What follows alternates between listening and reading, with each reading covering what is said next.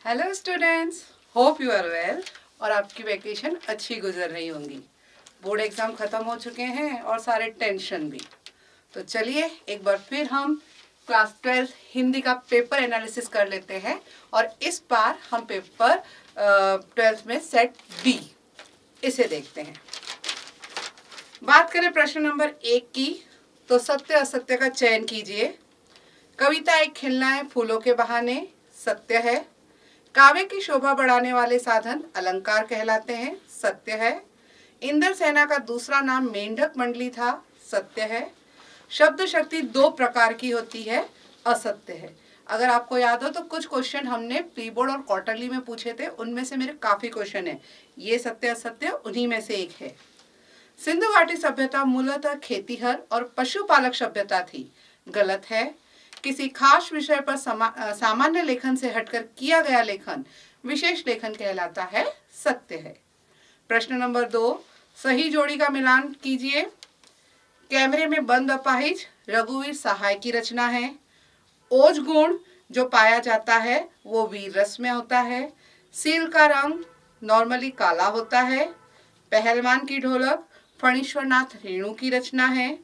रचना के आधार पर वाक्य 3 होते हैं। ये मैच द फॉलोइंग मैंने आपको क्वार्टरली में पूछी थी।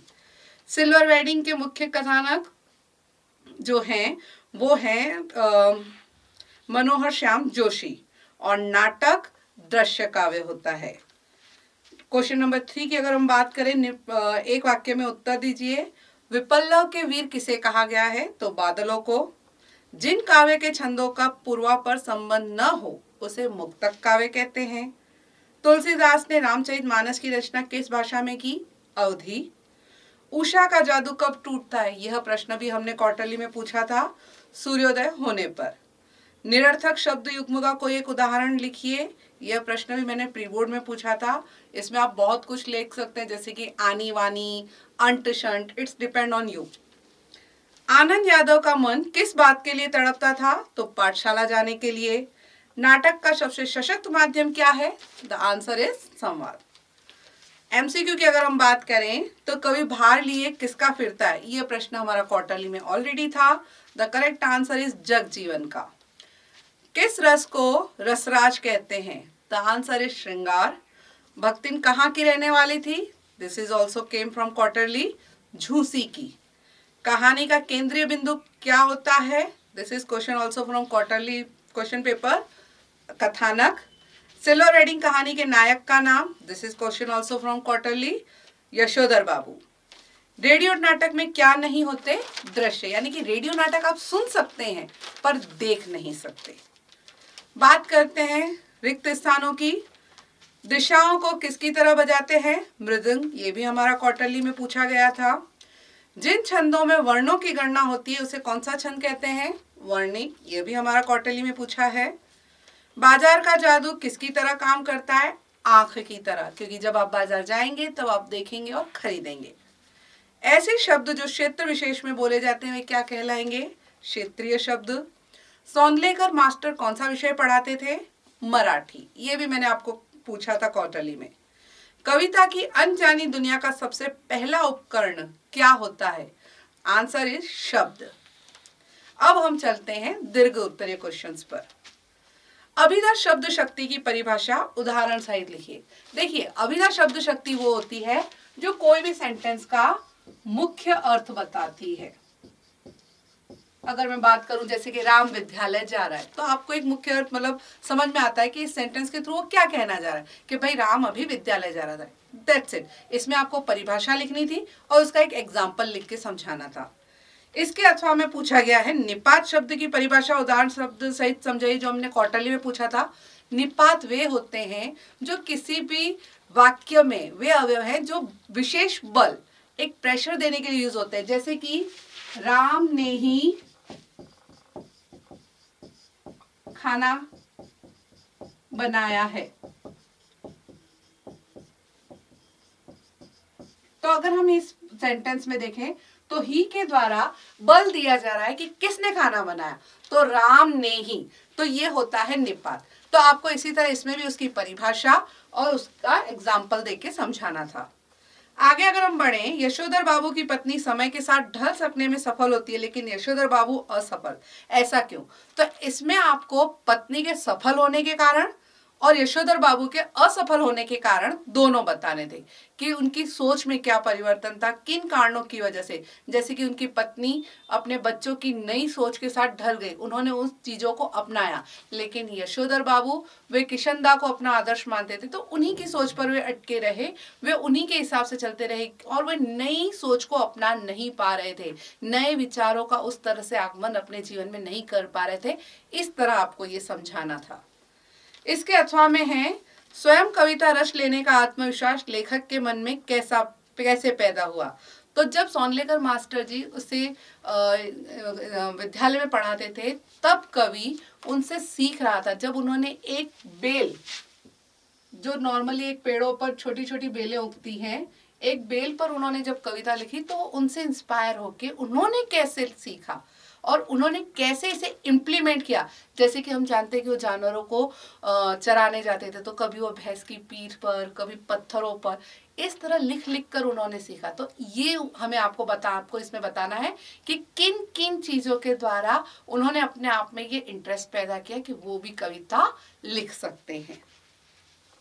नेक्स्ट, मुद्रित माध्यम यानी कि प्रिंटेड जो थिंग्स होती हैं उनके लेखन में ध्यान रखने योग्य बातें कौन सी होती है? जैसे कि न्यूज़पेपर। तो आपको मालूम होना चाहिए कि अगर न्यूज़पेपर आपके घर में आ रहा है तो आप उसमें देखिए क्या क्या होता है। तो एक तो सेंटेंस सही फॉर्मेट होने चाहिए, ग्रामर संबंधी अशुद्धियां नहीं होनी चाहिए, जिस के लिए जितनी जगह दी गई है उतनी ही जगह में उस न्यूज़ को खत्म करना है। तो इस तरह की बातें आपको इसमें बतानी थी। कविता क्या है लिखिए, तो इसमें आपको ये बताना था कि कविता किसे कहते हैं। तो हमें मालूम है कविता एक रागात्मक संबंध है, जहाँ कवि किसी प्रकृति या मनुष्य किसी के द्वारा जब वो एक रागात्मक स्वरूप में अपना संबंध स्थापित करता है। तो इस तरह आपको समझाना था। छायावाद की दो विशेषताएं और दो कवियों के नाम लिखिए। तो अगर हम इसकी बात करें तो महादेवी वर्मा और सूर्यकांत त्रिपाठी निराला जी इसके कवि हो जाएंगे। और अगर हम इनकी विशेषताएं करें तो उन्होंने प्रकृति प्रेम पर ज़्यादा ध्यान दिया, प्रेम सौंदर्य का उन्होंने अपनी कविताओं में अनुपम चित्रण किया। लेकिन यहाँ पर आपको सिर्फ पॉइंट्स न लिख के उनके बारे में दो दो लाइन में समझाना भी था। इसी तरह अगर हम बात करें इसके अथवा में प्रयोगवाद की दो विशेषताएं और दो कवियों के नाम, तो दो कवियों के नाम में आपके धर्मवीर भारती जी आ जाएंगे, भवानी प्रसाद मिश्र जी आ जाएंगे। और अगर हम बात करें विशेषताओं की तो उन्होंने अपनी कविताओं में अलग अलग उपमानों की नवीनता दिखाई, मतलब अलग अलग नाम उनके लिए सोचे जाते थे कि अगर कुछ चीज़ सिंपल है तो उसे किस तरह अच्छे से और बताया जाए, ये सब थे उनकी कविताओं में। अति बौद्धिकता थी। तो ये पॉइंट आपको समझाने थे। नेक्स्ट, भाषा को सहूलियत से बरतने का क्या अभिप्राय है?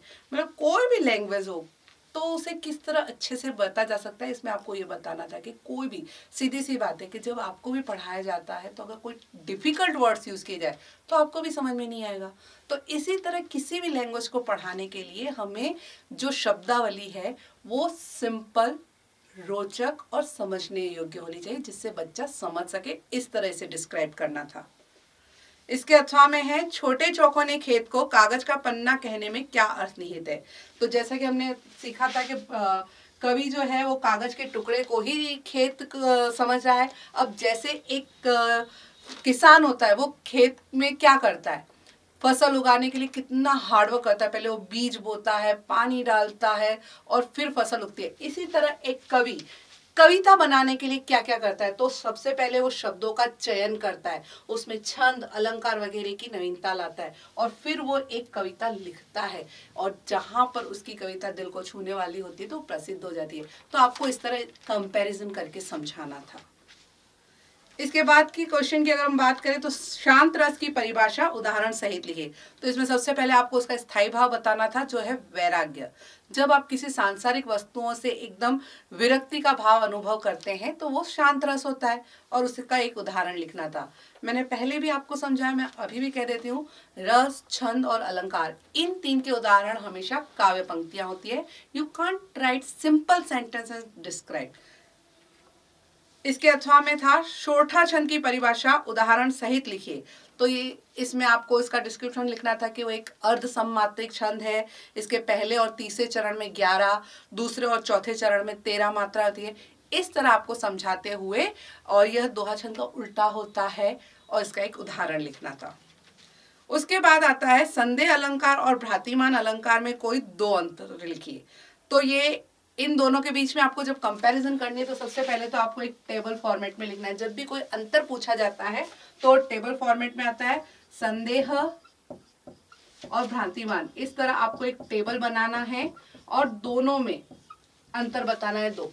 जो आप इस तरफ लिख रहे हैं उसी का ऑपोजिट आप उस तरफ जाएंगे। जैसे कि अगर हम बात करें संदेह अलंकार तो उसमें रूप रंग गुण की समानता होती है, किसी वस्तु का निश्चय होना संभव होता है, जबकि वहां पर हम किसी विशेष समानता के कारण ही उसे वह नाम देते हैं। इस तरह आपको डिफरेंट बताना था। सेकंड में आप उनके एग्जाम्पल भी ले सकते हैं। फिर महाकाव्य और खंड काव्य में दो अंतर बताइए। तो सेम इधर भी आपको महाकाव्य और खंड काव्य, जैसे कि महाकाव्य की अगर मैं बात करूं तो उसमें एक से अधिक छंदों का प्रयोग होता है, खंड काव्य में एक छंद का प्रयोग होता है। महाकाव्य का नायक उदार होता है, खंड काव्य का नायक उदार नहीं होता है। महाकाव्य में संपूर्ण जीवन का चित्रण होता है, खंड काव्य में जीवन के किसी एक अंश का चित्रण होता है। इस तरह आप डिस्क्राइब करके अपना लिख सकते हैं। नेक्स्ट, पानी दे गुणधानी दे, मेघों से पानी के साथ साथ गुणधानी की मांग क्यों की जा रही है। काले मेघा पानी दे से ये प्रश्न लिया गया है। जैसा कि हम जानते हैं कि बारिश हमारे जीवन में बहुत ज़रूरी है, क्योंकि जब बारिश आएगी तभी आप लोग फसल उगा सकेंगे और हम लोगों को अनाज मिलेगा। तो सिर्फ पानी नहीं, और उसके साथ पानी के साथ हमें अनाज की उगाई पर भी ध्यान देना है, क्योंकि गुणधान यानी कि गुड़ और अनाज जब वो होंगे तभी हमारा जीवन चल सकेगा। इस तरह आपको ये समझाते हुए बताना था कि पानी के साथ साथ अनाज उगाने की जरूरत हमारे जीवन में उतनी ही है। नेक्स्ट, लेखक के मत से दास्ता की व्यापक परिभाषा क्या होती है। दास्ता यानी कि किसी का सर्वेंट होना।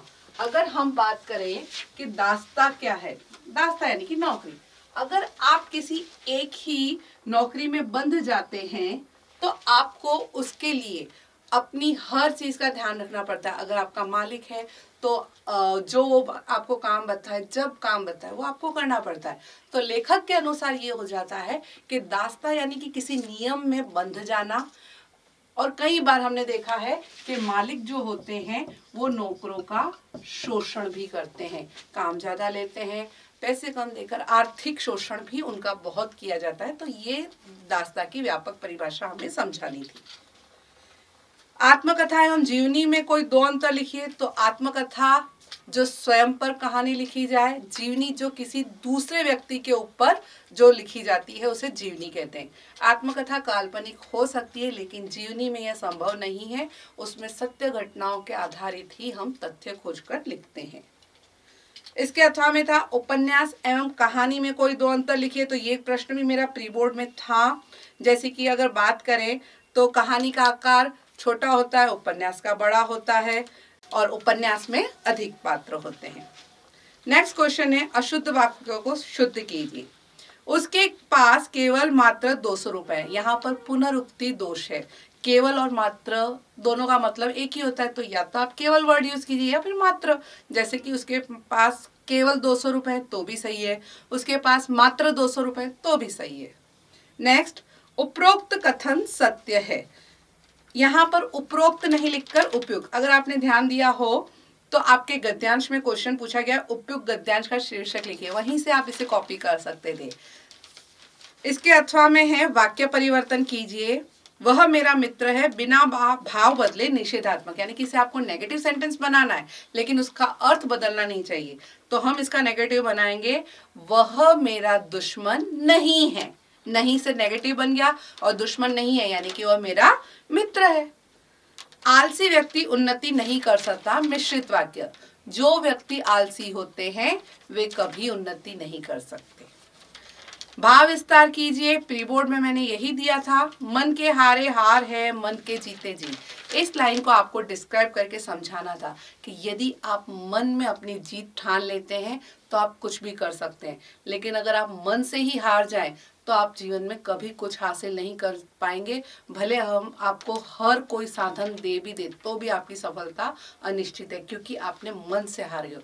इस तरह आप इसे एग्जाम्पल इसमें ऐड कर सकते थे, जैसे कि आप महेंद्र सिंह धोनी का एग्जाम्पल इसमें दे सकते थे कि महान क्रिकेटर बनने के लिए उन्होंने कितनी मुसीबतों का सामना किया, पर उन्होंने मन में ठान रखा था कि उन्हें किसी भी हाल में क्रिकेटर बनना है, इसलिए उन्होंने इस तरह करके जीत हासिल की। Like that you can give your own examples also.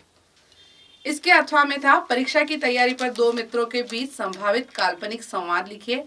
तो आपको परीक्षा के पूर्व का भी ले सकते थे या परीक्षा के बाद का भी कॉन्वर्सेशन ले सकते थे, it's totally depend on you. जैसे आप पूछ सकते हो कि भाई कैसा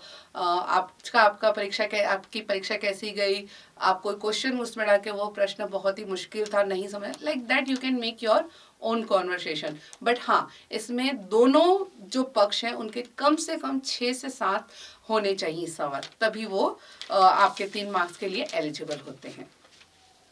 नेक्स्ट क्वेश्चन अनसीन पैसेज है, जहां आपको अनसीन पैसेज पढ़कर और जवाब देने थे। उसमें पहला जो है उपयुक्त गद्यांश का शीर्षक लिखिए। तो वर्तमान युग में संघर्ष इसका करेक्ट आंसर होगा।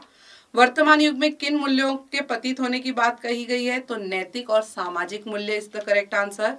उपयुक्त गद्यांश का सारांश, यानी कि आपको इस ओवरऑल इसकी समरी बतानी थी कि आजकल प्रतिस्पर्धा यानी कि एक दूसरे से आगे बढ़ने की होड़ निकलती जा रही है। तो इसमें कई बार क्या होता है कि हम किसी से आगे निकलने में अनैतिकता पर आ जाते हैं, किसी को गिराने में के बारे में भी हम कुछ सोचते नहीं हैं। कई बार हम अपने ही मूल्यों का पतन भी कर देते हैं। इस तरह आपको ये सारांश समझाना था। अगर हम बात करें अनसीन पोयम की, तो काव्यांश का शीर्षक था श्रम का महत्व। कवि ने किस पूंजी से अपने बिगड़े कार्य संवारने की बात कही है, तो श्रम की पूंजी से। और भाव स्पष्ट कीजिए, तो इसमें आपको श्रम का महत्व बताया गया है कि यदि आप श्रम अपनाते हैं तो आप अपना जीवन भी आगे बढ़ा सकते हैं। इसके बाद है हरिवंश राय बच्चन अथवा रघुवीर सहाय का काव्यगत परिचय आपको बताना था। अगर मैं हरिवंश राय बच्चन की बात करूं तो मधुशाला और मधुबाला उनकी 2 प्रसिद्ध रचनाएं हैं। रघुवीर सहाय की बात करूं तो एक समय था और सीढ़ियों पर धूप, ये थी। और भाव पक्ष कला पक्ष में आपको ये बताना होता है कि उनकी रचनाओं में उन्होंने किन छंदों का, किन अलंकारों का प्रयोग किया, अगर उन्होंने कोई मुहावरे लोकोक्ति का प्रयोग किया या उन्होंने तत्सम तद्भव वर्ड्स का प्रयोग किया, तो वो सब आप इधर बताते हैं। साहित्य में स्थान में आपको बताना होता है कि जो भी कवि या लेखक है उनका कंट्रीब्यूशन क्या है।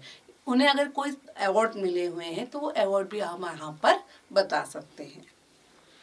महादेवी वर्मा अथवा हजारी प्रसाद द्विवेदी का साहित्यिक परिचय, तो महादेवी वर्मा की तो बहुत ही रचनाएं हैं, पर निर्जा और निहार बहुत ही प्रसिद्ध हैं। हजारी प्रसाद द्विवेदी अशोक के फूल और आलोक पर्व है। इसके बाद राइटिंग पार्ट स्टार्ट होता है। नगर निगम के निगमायुक्त को नियमित जल आपूर्ति हेतु आवेदन पत्र लिखिए। अब जैसे कि मैंने आपको पहले भी समझा रखा है कि फॉर्मेट सबसे इंपॉर्टेंट होता है। सबसे पहले जैसे कि आपने लिख दिया सेवा में, पंक्चुएशन का ध्यान रखिए, सेवा में लिखकर आप छोड़ देते हैं, यहाँ पर कॉमा आता है। अब आपको लिखना था नगर निगम के निगमायुक्त को, तो श्रीमान निगम अधिकारी। उसके बाद मैंने देखा है कि आप सीधे सिटी पर आ जाते हैं, पर आपने ये नहीं बताया कि कहाँ। तो सबसे पहले वहां पर आएगा नगर पालिका, क्योंकि हम नगर पालिका के अधिकारी को लिख रहे हैं। उसके बाद हम आएंगे सिटी पर, उज्जैन मध्य प्रदेश। उसके बाद आप यहाँ पर आएंगे, दिनांक लिखेंगे नेक्स्ट लाइन, एक लाइन छोड़कर, जैसे कि 13/3/2026। उसके बाद क्योंकि ये फॉर्मल लेटर है तो आपको विषय लिखना जरूरी है। विषय आपको सोचना नहीं है, आपके क्वेश्चन पेपर में ऑलरेडी दिया हुआ होता है कि नगर निगम के अधिकारी को नियमित जल आपूर्ति हेतु आवेदन पत्र, देन सैल्यूटेशन महोदय जी, और फिर आपकी बॉडी आ जाएगी लेटर की, जहां आप अपनी पूरी प्रॉब्लम्स बताएंगे कि क्या क्या प्रॉब्लम है, and last you will conclude your letter कि हमें आशा है कि आप हमारी शिकायत पर जल्द से जल्द ध्यान देंगे और उसे सुलझाने का प्रयत्न करेंगे। फिर यहाँ पर इस तरफ राइट साइड धन्यवाद और लेफ्ट साइड भवदीय अगर आपको लेटर में नाम नहीं दिया गया है so you will go with a ब स। This is the correct format of your letter, ठीक है। और इसके अथवा में हमें इनफॉर्मल लेटर पूछा जाता है। अपने बड़े भाई की शादी में आने के लिए अपने मित्र को आमंत्रण पत्र लिखिए। तो आपको सबसे पहले एड्रेस लिखना था, एक सिंपल एड्रेस डालना है, like B24 Mangalnath society Ujjain Madhya Pradesh. Then leave one line and date, like 13/3/2026। इस क्योंकि ये इनफॉर्मल है तो विषय नहीं आएगा, सीधे आप सैल्यूटेशन पे आ जाइए। यहाँ पर आप अपने मित्र को लिख रहे हैं तो प्रिय मित्र, देन यू कैन स्टार्ट कि कैसे हो, like that type you can start your body कि आप कैसे हैं, आशा करता हूँ कि सब घर पे अच्छे होंगे। Then you can tell them कि what is the reason to write the letter, आपने क्यों लिखा है लेटर। तो अपने बड़े भाई की शादी के बारे में बताएंगे और वहां पर उसे आप आमंत्रित करेंगे। Last you have to conclude your letter. अपने चाचा जी चाची को प्रणाम, और अगर छोटे भाई बहन है तो if you want to write the स्नेह सो यू कैन राइट। और लास्ट में क्योंकि ये इनफॉर्मल है तो धन्यवाद नहीं आएगा, और यहाँ पर भवदीय की जगह तुम्हारा मित्र, अब सर, क्योंकि यहाँ पर आपको लेटर में नाम नहीं दिया गया है। उसके बाद था निबंध, जैसे कि राष्ट्रीय एकता और अखंडता। तो जब हम निबंध लिखते हैं तो सबसे पहले प्रस्तावना, जहां पर आप इंट्रोडक्शन देते हैं, उसके बाद उसके पॉइंट बजाते हैं। जैसे कि राष्ट्रीय एकता और अखंडता की बात करो तो इसमें पहला पॉइंट आ सकता था कि राष्ट्रीय एकता का अर्थ, फिर राष्ट्रीय एकता का महत्व, नेक्स्ट आवश्यकता, और लास्ट में आप उपसंहार कंक्लूड कर देते। इसी तरह अगर हम बात करें पर्यावरण की सुरक्षा तो वही प्रस्तावना, महत्व, पर्यावरण को किन बातों से खतरा है वो बता देते, और लास्ट में उसके उपाय, और लास्ट में उपसंहार। साहित्य और समाज का अगर बात करो तो वही प्रस्तावना, साहित्य का अर्थ, समाज का अर्थ, साहित्य पर समाज का प्रभाव, समाज पर साहित्य का प्रभाव, और लास्ट में आप उपसंहार के थ्रू इसे कंक्लूड कर सकते हैं। महंगाई की बात करें तो प्रस्तावना, महंगाई का अर्थ, महंगाई बढ़ने के कारण, महंगाई को नियंत्रित करने के उपाय, और उपसंहार। इतने पॉइंट्स इनफ थे। अंतरिक्ष की ओर भारत के बढ़ते कदम में अगर हम बात करें तो प्रस्तावना लिखनी थी। इसमें आप मंगलयान, चंद्रयान को शामिल कर सकते हैं, गगनयान बता सकते हैं, आर्थिक विकास भारत का बता सकते हैं, और लास्ट में से उपसंहार के थ्रू हम कंक्लूड कर सकते हैं। 22nd क्वेश्चन जो है उसमें पद्यांश का संदर्भ, प्रसंग, काव्य सौंदर्य सहित भावार्थ लिखना था। यानी कि संदर्भ में आप ये बताएंगे कि प्रस्तुत पंक्तियां आपकी किस काव्य से ली गई हैं। सबसे पहले आप पुस्तक का नाम बताएंगे, फिर कविता का नाम बताएंगे, और लास्ट में आप मुझे कवि का नाम बताएंगे। जब ये सब पॉइंट कवर हो जाएंगे तब हमारा संदर्भ कंप्लीट हो जाता है। तो यह पंक्तियां हमारी पुस्तक आरोह की कविता पतंग से ली गई हैं, जिनके कवि आलोक धनवा है। फिर आपको हेडिंग लगाना है प्रसंग, और आपको सेंटर पॉइंट क्या है वो बताना है, और लास्ट में आपको व्याख्या हेडिंग लगा के ये काव्य पंक्तियां समझानी थी। इस बार इन्होंने कहा है काव्य सौंदर्य, तो आपको एक काव्य सौंदर्य करके नेक्स्ट हेडिंग लगा के उसमें ये बताना था कि ओवरऑल क्या है इसमें। अगर इसमें किसी छंद अलंकार का प्रयोग हुआ है, किसी शब्द गुण का प्रयोग हुआ है, तो वो यहाँ पर आ जाता है। अगर हम बात करें क्वेश्चन नंबर 23 की तो गद्यांश था। तो गद्यांश में भी संदर्भ में पुस्तक, पाठ और लेखक यही लिखा जाता है। प्रसंग की बात करें तो what is the centre point of that paragraph वो लिखा जाता है। व्याख्या में आपको जो गद्यांश दिया हुआ है उसे समझाना है, और काव्य सौंदर्य या विशेष में आपको बताना होता है कि क्या है। अगर उसमें किसी मुहावरे का, किसी क्षेत्रीय शब्दों का, किसी निपात का प्रयोग है तो वो सब आप इसमें बता सकते हैं। Hope it will be the useful for you. Thank you.